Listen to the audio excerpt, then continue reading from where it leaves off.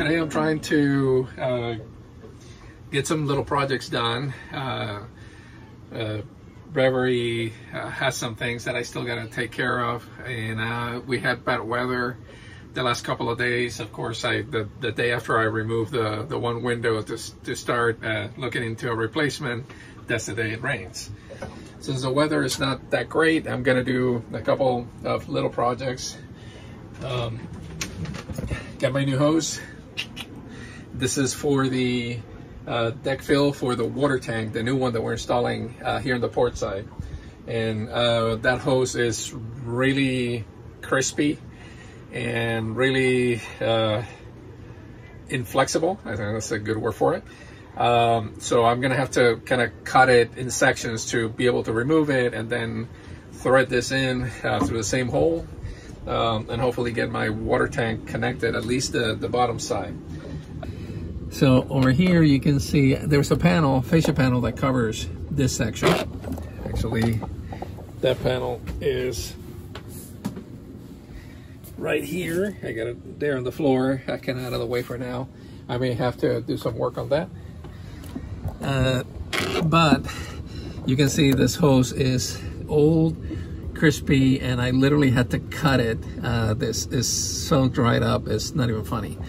And I'm gonna have to cut this in sections to be able to get it out of here. This is where the through hole or the deck fill plate comes in.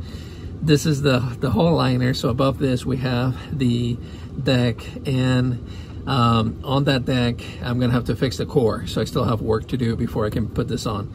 Behind the couch here in the salon, you can see the hose coming down, and it goes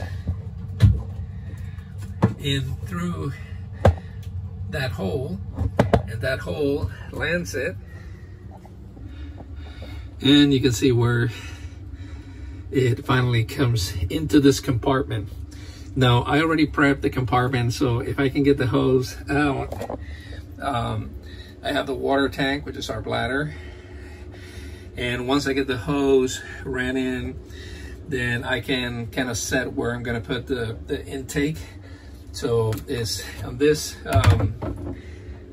This is a Vetus water tank bladder, and it has some of the holes pre-drilled. This is for the water intake. Sorry, the water out. This goes out of the narrow one, and this is the intake. So this is 1.5 inches. And this is what's going to receive that hose to fill up the tank.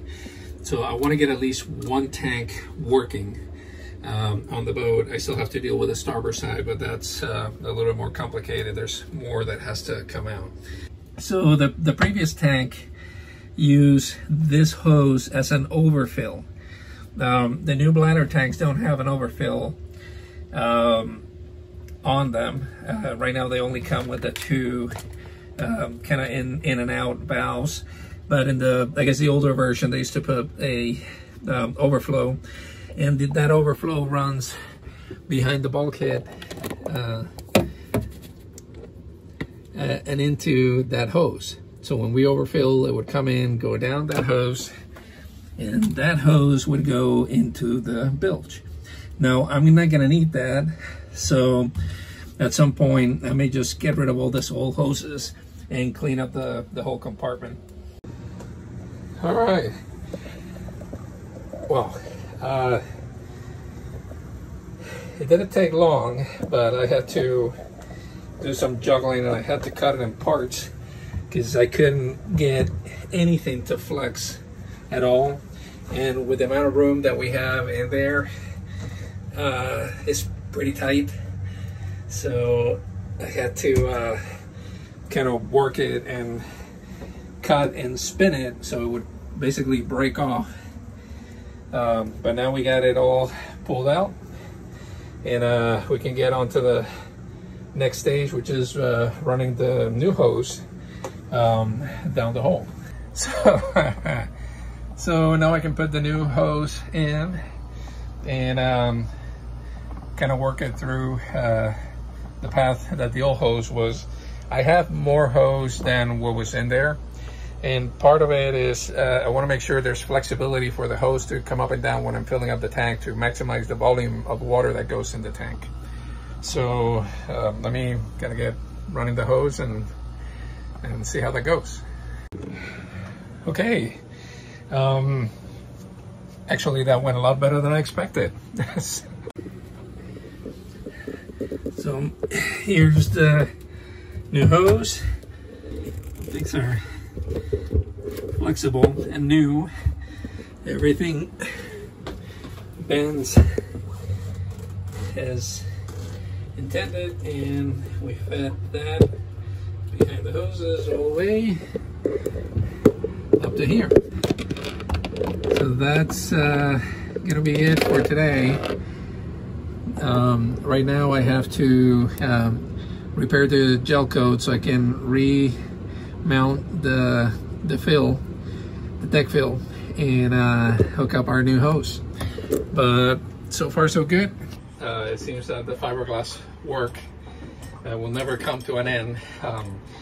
So I have two projects I'm trying to get done today. One is to mount the Companionway hatch handle, which has been missing since I bought the boat. And I bought this one. It's been sitting on a box for a year and a half now. So I think it's about time we put that in.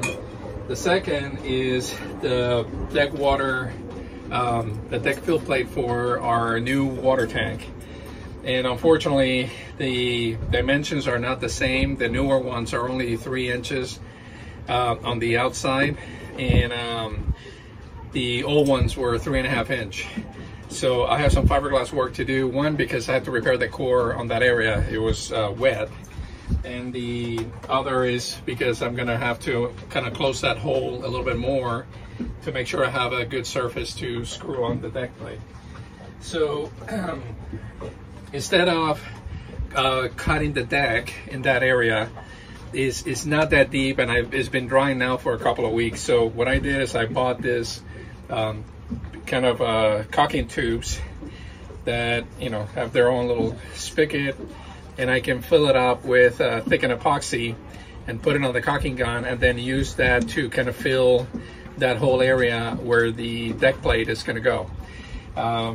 I felt this was sufficient because it's not completely gone. It's just maybe about 2 inches of the core. So I think if I fill it up with thickened epoxy, that's going to make the deck harden in that area, and it'll give me a nice solid surface that I can work on going forward. If you like these videos, please subscribe to our channel. We're posting everything on Reverie from keel up, all the work that we've done. And if you have any questions, just post them right on the video. But please click on the links below to subscribe to our channel. We appreciate the support. So with that, let me kind of get started. These are the holes where the original handrail was positioned. Now this handrail is just a tad smaller or narrower than the old one. And in order to make this thing work, what I'm gonna do is drill a bigger hole, you know, substantially bigger than what I need, fill it up with epoxy, and then once that hardened, I can re-drill the holes to replace this new handle.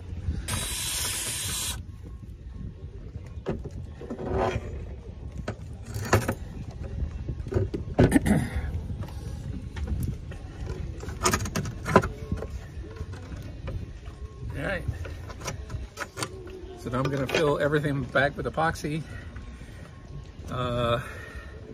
and then I'll re-drill the holes, but I'll know that they'll be right along the edge, and this will slide in right as planned. Alright gang, so we're back at Reverie to finish our miscellaneous projects. The epoxy is now dried on the hatch to the Companionway, and also on the hole where the deck fill is going.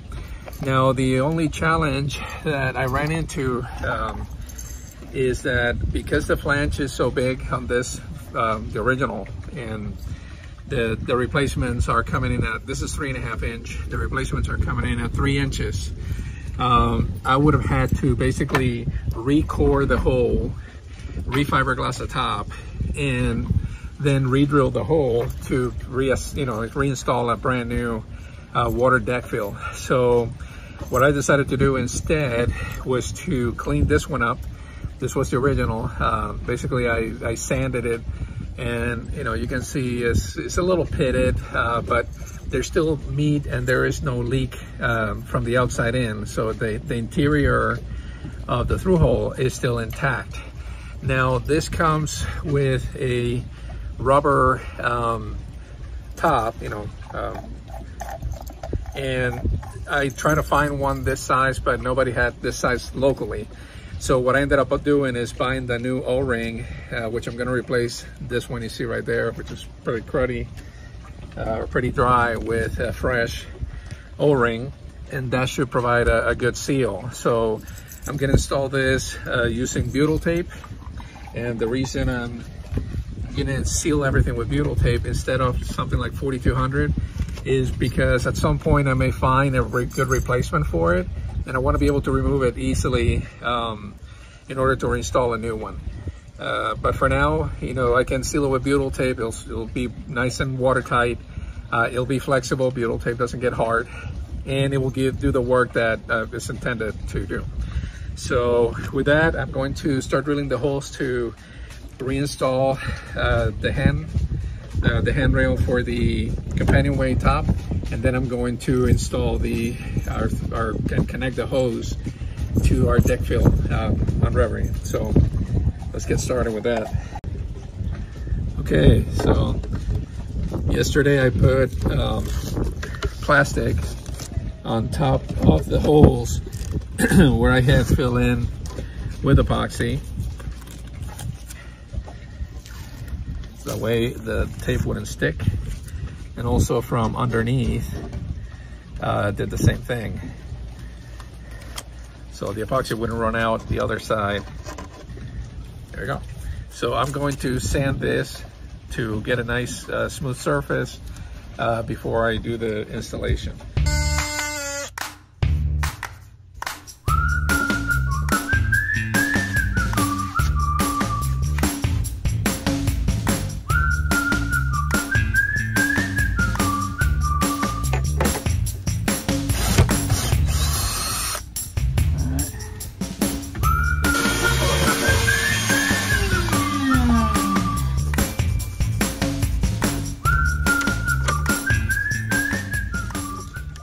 This handle has a cavity, so what I'm doing is filling up the cavity with butyl tape. So when I squish it, it'll fill the cavity so no water can splash back in from the outside, and it should make the handle last a lot longer.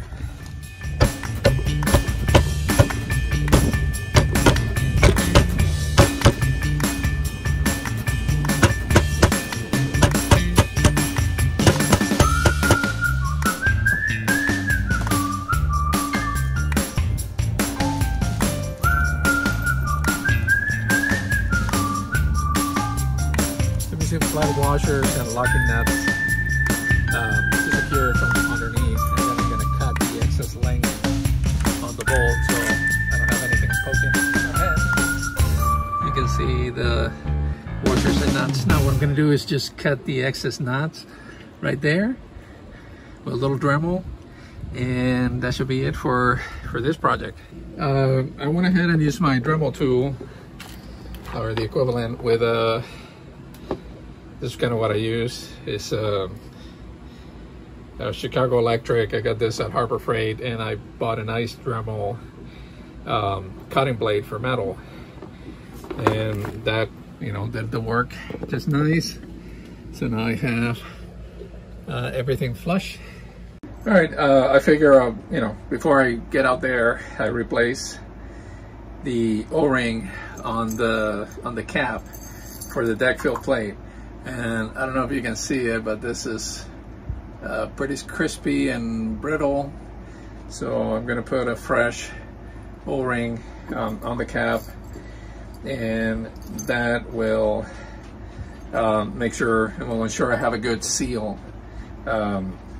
There's different mindsets out there. Some people, you know, try to fix whatever they got, and you know, they're in the middle of the ocean, you don't have an option. I would advise, you know, to use whatever you got to solve the problem and move on. But when you're on land and you're kind of working on the boat and doing your projects, I'm a big fan of replacing. If it's in bad shape or it's questionable, I'll replace it. Primarily because I have the opportunity to do it while I'm at shore, without, you know, kind of struggling and trying to do something in an emergency situation. So I rather replace it if I can. If I cannot find exactly what I need, then absolutely I'll you know, try to improve what I have and reuse it. So in this case, the only water deck fills that I was able to find were like, you know, $170 each. And granted, they're stainless steel, they're nice and all that good stuff. But I mean, I'm on a budget, so I gotta make do, kind of work the best I can with what I got.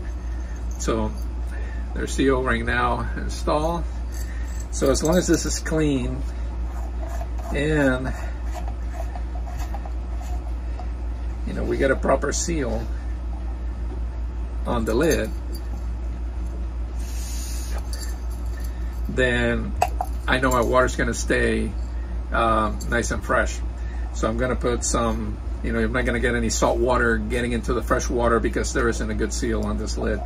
I try to find the lid at least, and nobody had it available, because it's a pretty big lid.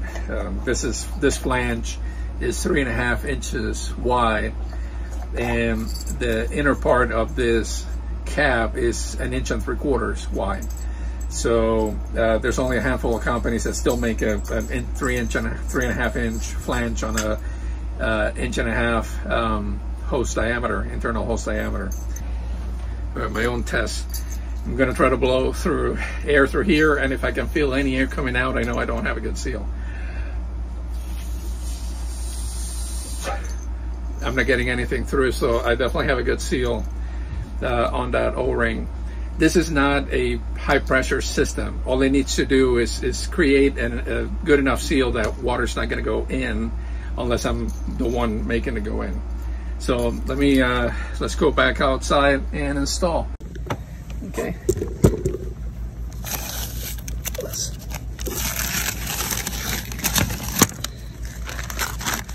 Okay. Nice and hard. So you can see the cardboard that I put in, and I pump a ton of resin mixed up with a thicker, with 404 actually, filler, to create a nice hard surface. All right, so I removed the cardboard from inside. Now I'm going to show you here. You see there's 1, 2, 3 layers. The first and second layer are the actual deck. What you see, the third layer below, that's the cabin liner. So there's nothing in between the cabin liner and the deck, but inside the deck you have the core material. So I went ahead and pushed almost a whole tube full of epoxy all the way back here to fill this whole cavity and make sure that I had a solid support to re-screw the fitting, the deck fill. Now, you know you did a good job when you put a little bit too much epoxy, and I'm gonna have to sand this little bump here. I guess I put a little too much in there, so I'm gonna have to sand this out so the through hole, the deck fitting will fit in. And when I put it back, I fill all the old holes with epoxy and filler. So what I'm going to do is basically twist it, so I'm going to have a fresh set of holes into the fiberglass that is going to keep this in place. Now, the other key thing is when you screw on a core deck, what you want to make sure is that your screws, whatever screws you're using, are not going to go through both sides of the core. Basically, they only need to be big enough to get through the fiberglass, but not penetrate the other side of the deck. So when I put this in, they'll stop right inside of the fiberglass that I fill in. They won't get through the bottom, and that will create a good seal, so I won't get water leaking through the screws into the cabin. All right, so got the sanding done. Took that bump out of there. So now the through hole will slide in. Debating whether I want water kind of this way, so you can read it from the boat.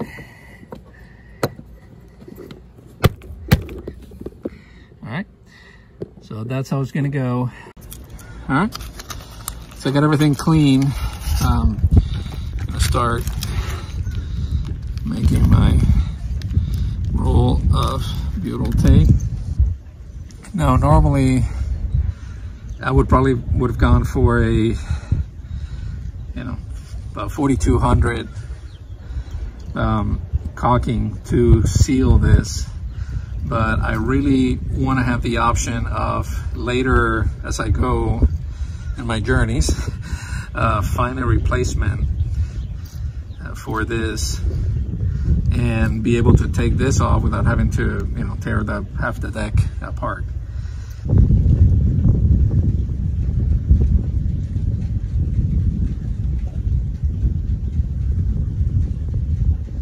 Now you can see I got a nice bead of butyl tape coming all the way around, which means I have a good seal underneath. And I'm just going to remove that excess and get down below and start connecting the hoses.